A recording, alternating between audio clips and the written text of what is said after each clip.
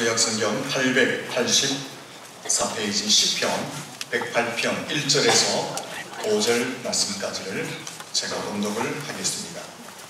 하나님이여, 내 마음을 정하였사오니 내가 노래하며 나의 마음을 다하여 찬양하리로다. 비파야 수고마 깰지어다. 내가 새벽을 깨우리로다. 여호와여, 내가 만민 중에서 주께 감사하고 뭇 나라 중에서 주를 찬양하오리니 주의 인자하심이 하늘보다 높으시며 주의 진실은 궁창에까지 이르나이다. 하나님이여, 주는 하늘 위에 높이 들리시며 주의 영광이 온 땅에서 높임 받으시기를 원하나이다. 아멘. 할렐루야. 기자로 인사하며 축복합니다. 잘 되고 있습니다. 잘 되고 있습니다. 한 번만 더 인사합니다. 마음을 정하셔야 됩니다. 여러분, 행복은 어디에 있을까요? 모두가 행복을 원하는데 그 행복은 어디에 있을까요? 고대로부터 내려오는 이야기가 하나 있습니다.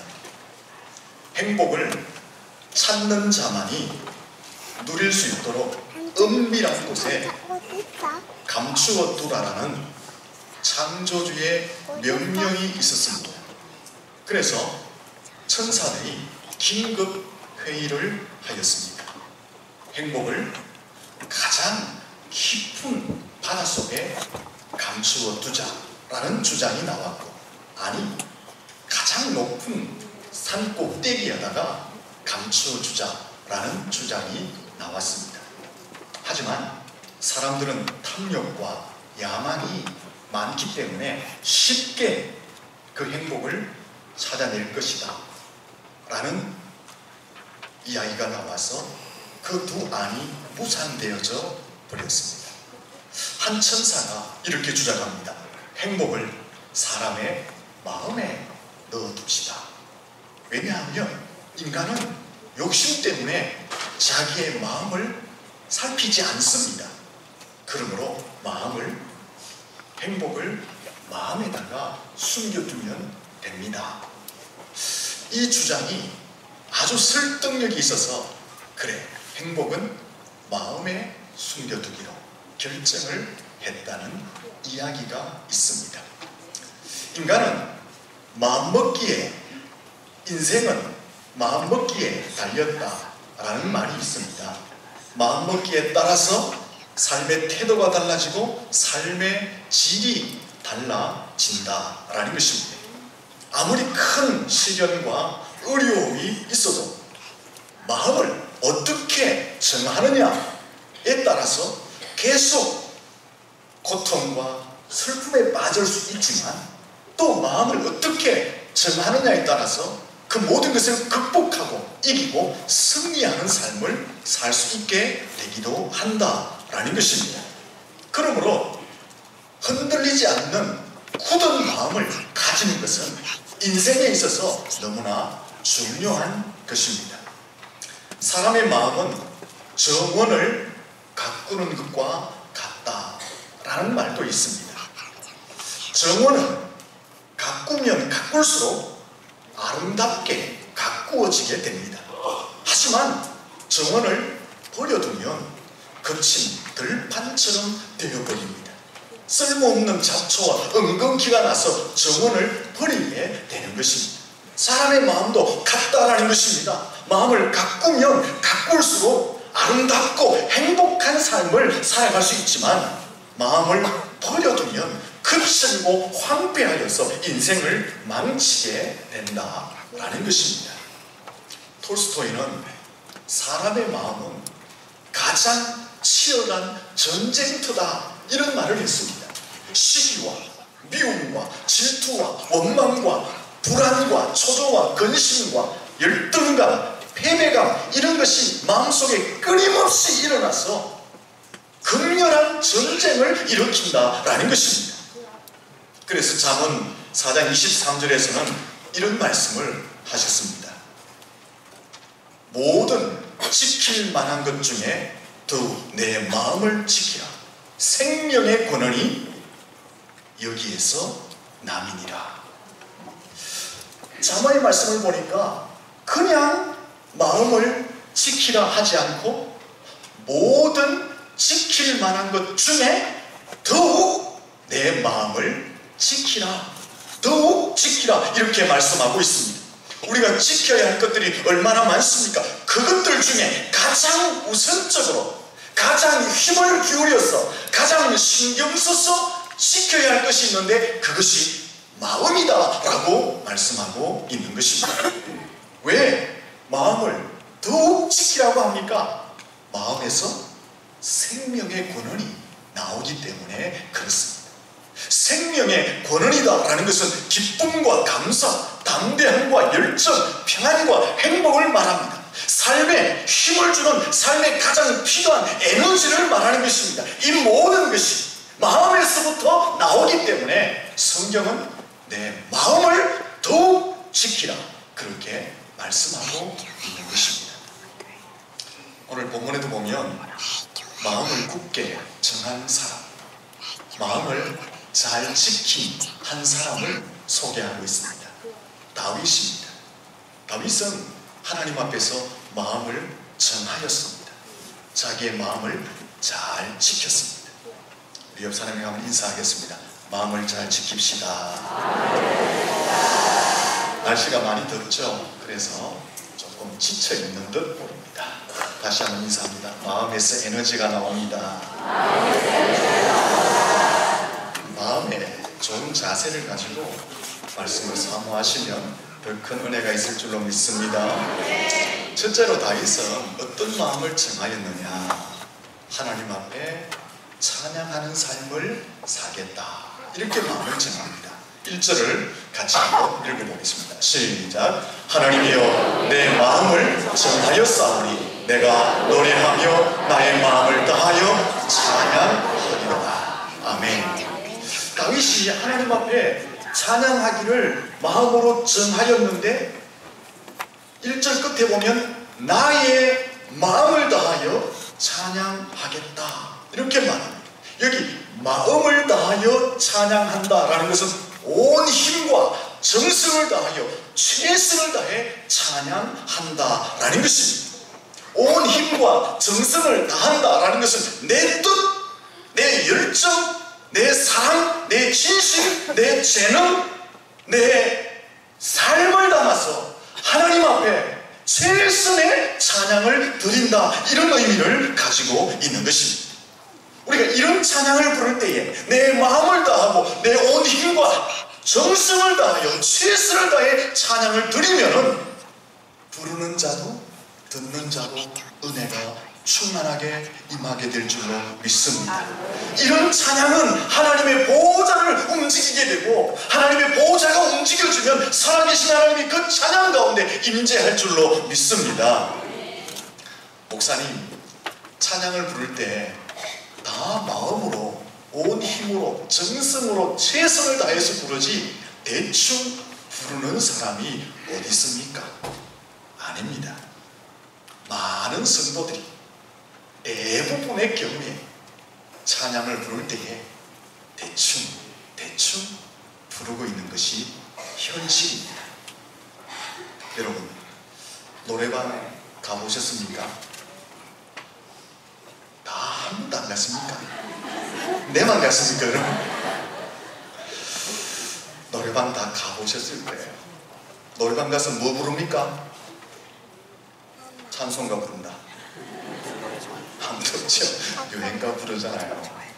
노래방 가서 유행가 부를 때 어떻게 부릅니까? 목이 터져라 부릅니다. 몸을 비틀며 부릅니다. 한 곡이라도 더 부르려고 미리 곡을 선정합니다. 마이크 서로 잡으려고 싸우기도 합니다. 시간 다 돼가면 주인 불러가 뭐 달라합니까?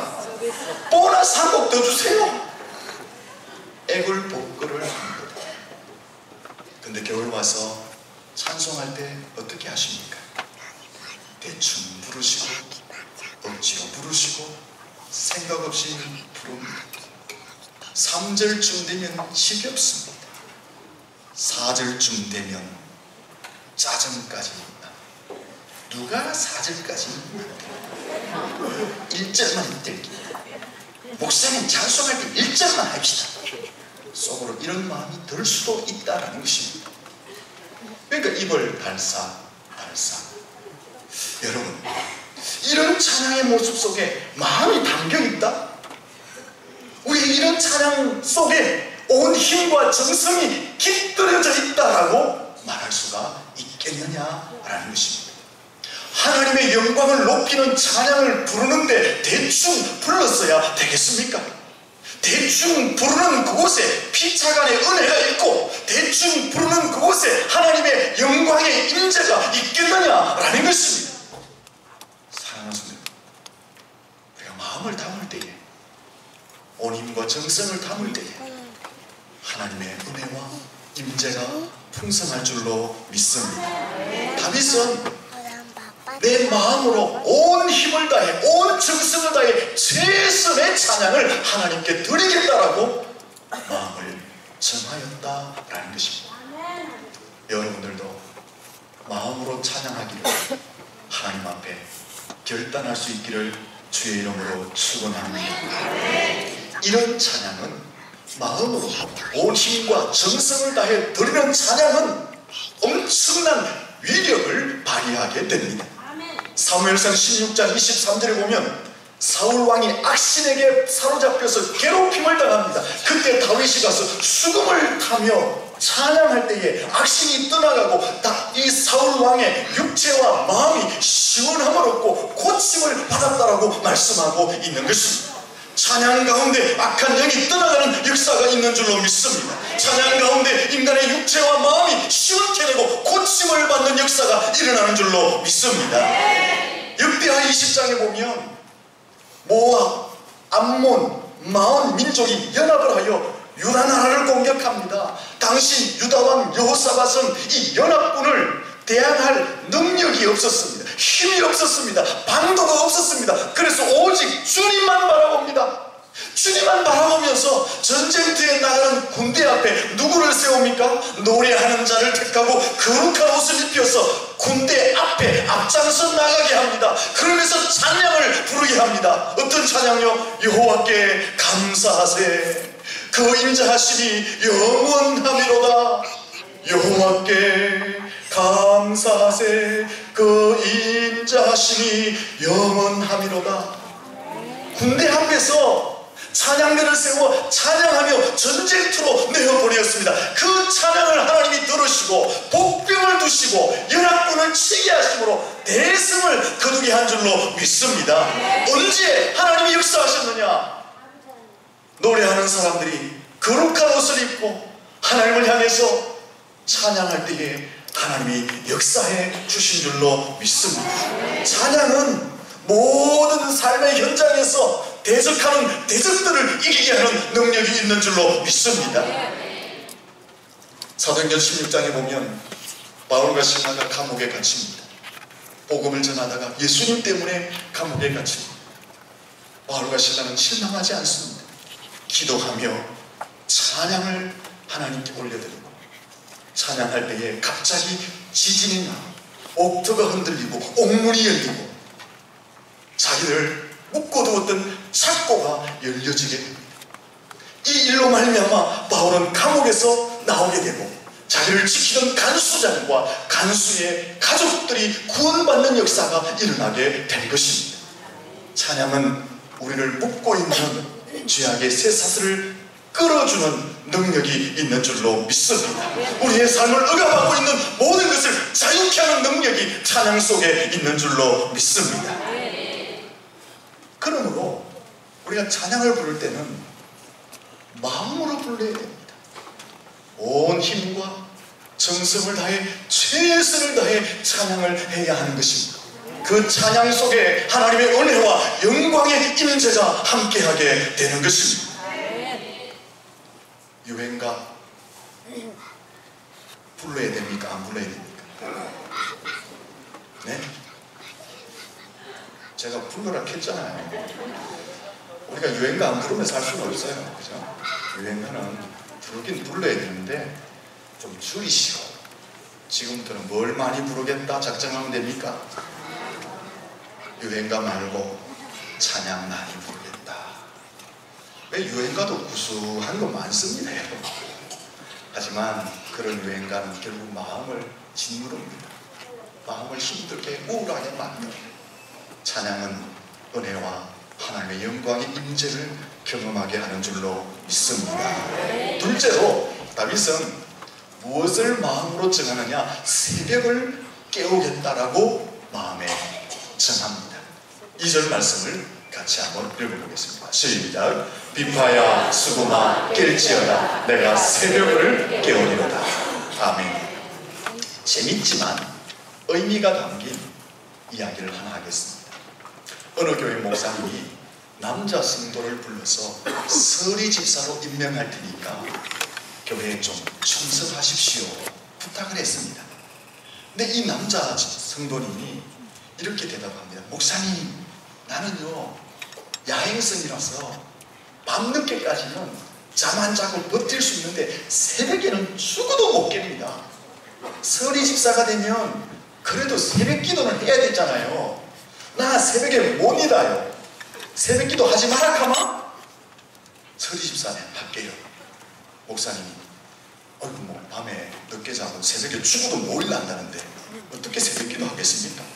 그래도 혹시 한 번씩 깨면 나오십시오. 그래서 그 남자분이 아이고 목사님이 그렇게 이야기하니까 서리 집사를 받았습니다. 근데 부활절이 되었어요. 그래서 교회에서 전교인 특별 새벽기도회를 합니다. 그 특별 새벽기도회가 진행되면서 토요일 새벽이 되었어요. 목사님이 4시 반쯤에 교회를 가려고 집에서 나와 길을 가는데 그 남자 성도가 길에 서가 있는 거예요. 목사님이 너무 반가워가지고 집사님 이 새벽에 여기 웬일입니까? 기대하면서 물었어요. 이 남자가 뭐라고 이야기합니까? 목사님 낚시 가려고 친구 차 기다리고 있습니다. 목사님이 잘 갔다 오라 이야기하고 돌아서는데 이런 마음이 들더래요. 죽어도 새벽에 못 깬다고 하더니만 낚시 간다니까 꼭두 새벽부터 일어나네 하면서 마음이 좀 씁쓸한 생각을 가지고 교회로 왔다고 합니다. 여러분, 마음을 정하면 새벽을 깨울 수 있습니다. 아멘이 안 되시죠? 마음을 정해도 안 될 것 같아요. 마음을 정하면 우리가 새벽을 깨울 수 있습니다. 매일 못 나오면 일주일에 한두 번이 좀 미안하면 두세 번이라도 좀 새벽을 깨워야 안 되겠습니까? 그래도 장로인데, 그래도 장립 집사인데, 그래도 권사인데, 그래도 서리 집사인데, 그죠? 아이고 일주일 내로 안 나오면 한두 번, 두세 번이라도 새벽을 깨워야 안 되겠느냐. 그래야지 하나님 앞에 체면도 쓰고 교회 앞에 체면도 쓰고 성도들 앞에서 체면이 좀 안 쓰겠느냐 그 말입니다. 너무 좀 심각하게 듣지 마십시오. 본문에 새벽을 깨운다는 것은 크게 두 가지 의미로 좀 적용해 볼 수 있습니다. 첫째는 어두움을 깨운다 라는 의미가 있습니다. 어두움과 캄캄함이 가득한 세상을 복음과 하나님의 영광으로 밝힌다. 죄와 사망과 죽음과 지옥의 권세에 붙들려 있는 자들에게 진리의 빛을 비추어서 자유와 해방을 준다.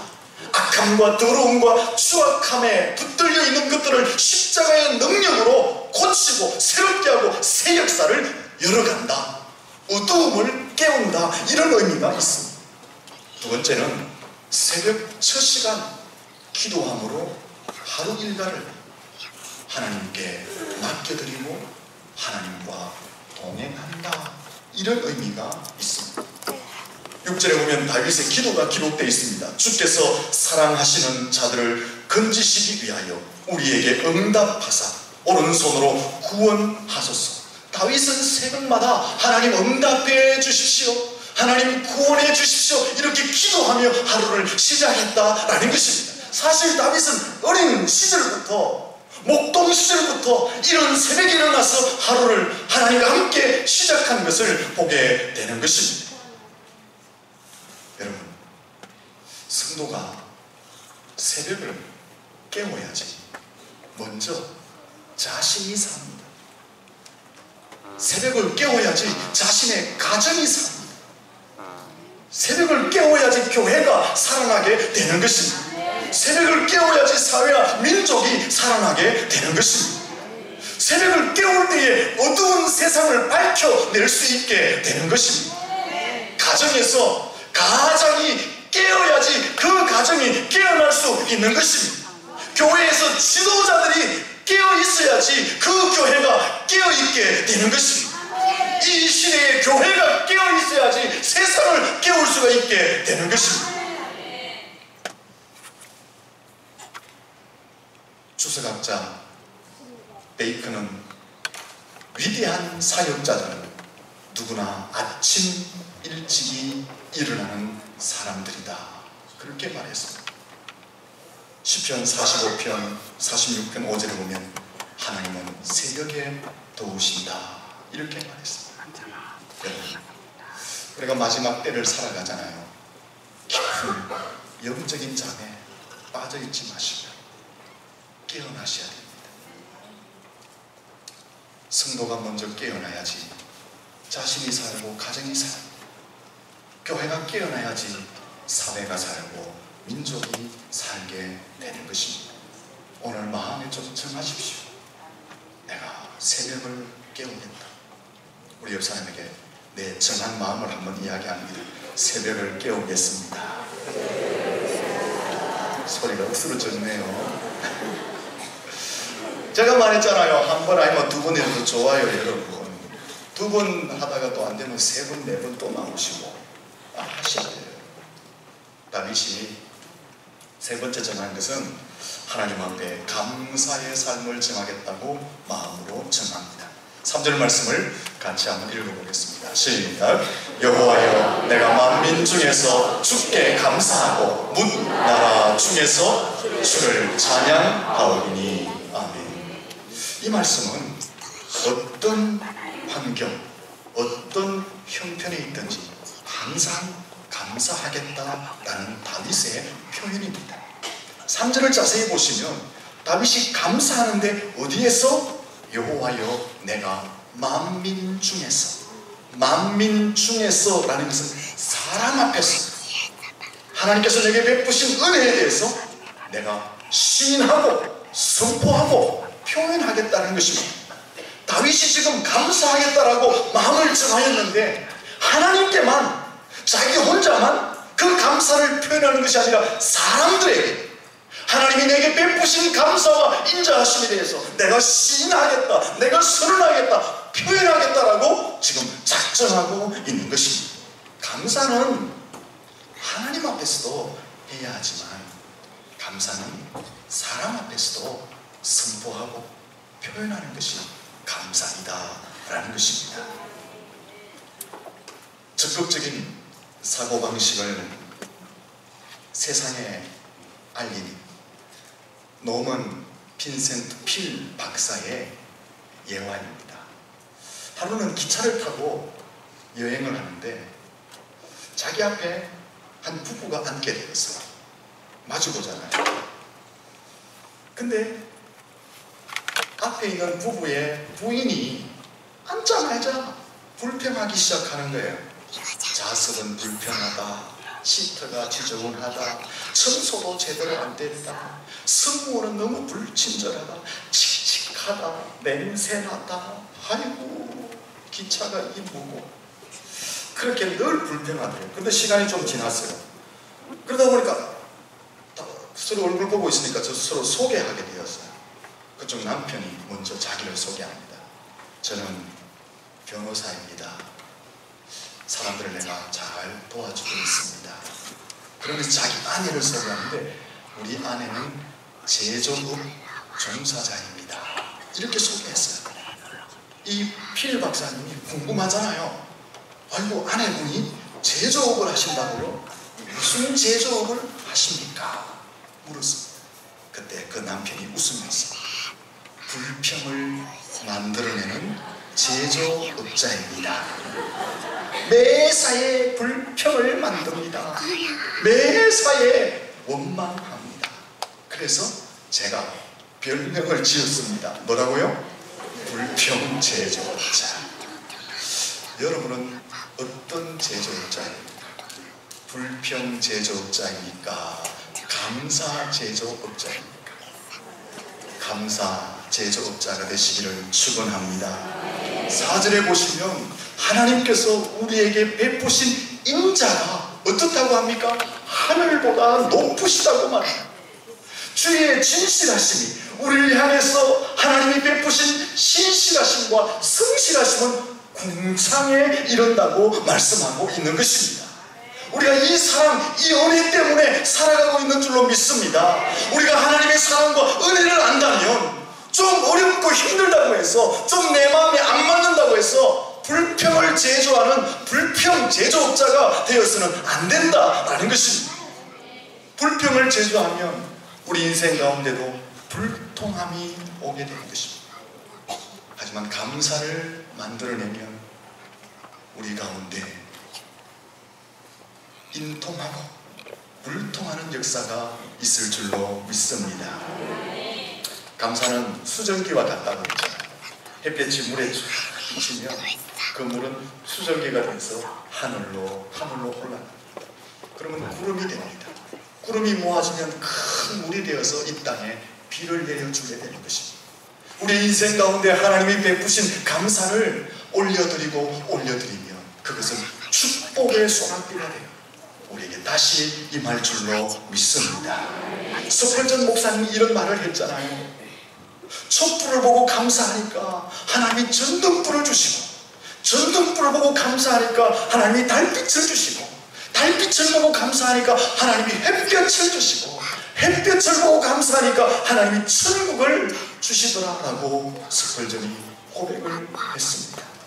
시편 50편 14절에서 15절 말씀을 보시면 감사로 하나님께 제사를 드리면 하나님은 소원을 들으시고 이루시고 성취케 하시고 환난에서 건져주시고 우리의 인생을 영화롭게 하신다라고 말씀하셨습니다. 감사할 수 있기를 축원합니다. 오늘 마음에 작정하십시오. 불평 제조업은 이제 폐업한다. 이제부터는 나는 창업을 한다. 뭘 창업해요? 감사 제조업을 창업한다. 그 마음에 작정하시고 늘 감사하며 살 수 있기를 축원합니다. 결론입니다. 심리학자 알프레드 아들러는 이런 말을 했습니다. 사람에게는 놀라운 특징이 하나 있답니다. 그게 뭐냐 하면 마이너스를 플러스로 만드는 놀라운 특성이 사람에게 있대요. 그 마이너스를 플러스로 만드는 놀라운 특성은 어디에 있을까요?